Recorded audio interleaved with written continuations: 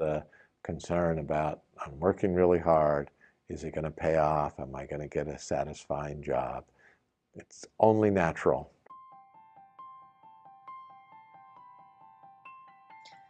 So there's a lot of perceived pressure to perform and to be a persona that is pretty much impossible to be.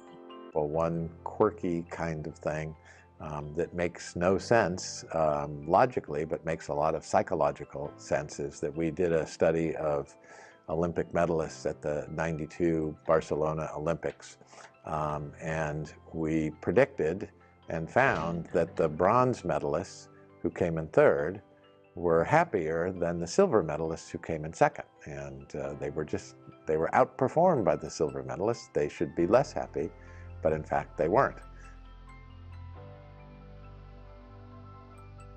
It doesn't make any logical sense, but it does make psychological sense, because the second place finisher thinks about their second place finish as not being first. They were so close to the coveted gold medal and they didn't quite get it. So they're comparing their very significant achievement to something that didn't happen. It makes them less happy. The bronze medalist, it's kind of a stretch to imagine getting the gold medal because they're 2 steps away. It's not such a stretch to imagine being in 4th place and not having a medal at all. So they're comparing to no medal and then just feeling elated that they have one. My name is Janice Whitlock. I do research here at Cornell in areas related to adolescent development and young adult development and mental health, some stuff related to social media and sexual violence prevention. I did not expect to be a researcher by any stretch of the imagination. That came a little bit later in life.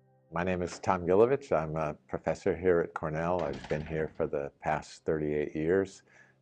I grew up in California and thought I would be a Westerner all of my life. In fact, both my wife and I are native Californians, and we came out here figuring that, sure, it'll be fun. It'll be kind of cute to spend 5 years or so on the East Coast. So here we are 38 years later.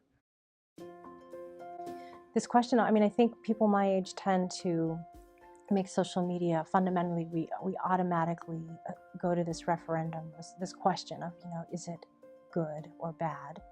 And many of us will come down on it's bad or damaging. And it's easy to find the ways in which, I'm sure you and I could generate that in a nanosecond, like the ways in which it could be damaging and may very well be damaging. At this point in my work, in my world, in my life, I feel like it's a pointless question, because it's not going away. It doesn't matter whether we think it's good or bad. It's clearly part of human evolution at this point. And it came from where we came from. It's not brand new. I mean, it grew out of who we've been becoming. All of the technology that your generation uses, my generation created. Social media can accentuate this phenomenon, but you don't need social media to get it. That is, you're going to think of extreme people anyway and compare yourself to them, and therefore feel bad about your own circumstances. And we see that in students everywhere. How rich is your social life? How does your social life compare to the average Cornell student?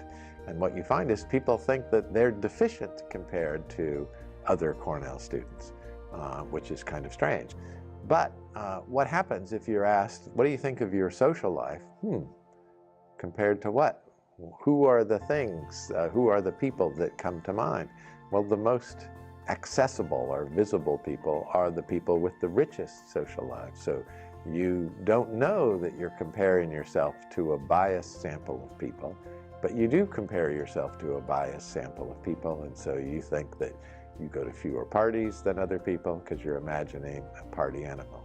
You talk to your parents less often than the average Cornell student because you're imagining that person who talks to their parents every day. You think that you dine out less than the average Cornell student because you're comparing yourself to those people who are always talking about dining out. Other people that we all look up to, most of them have probably had to make some pretty big sacrifices in some area of their life in order to look the way they look to us. And we often don't see that. If we were able to really know them, we would probably see that.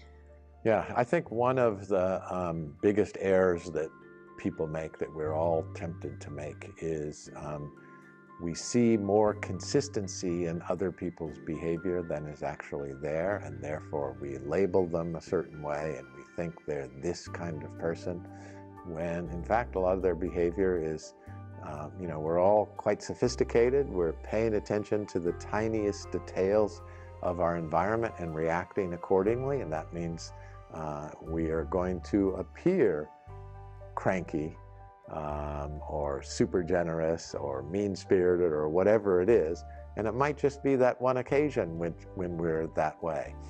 Commitment to being an authentic person, not a perfect person, to knowing oneself rather than creating a self, it's just so much better. It's going to lead to such much more satisfying places in the long run, I promise.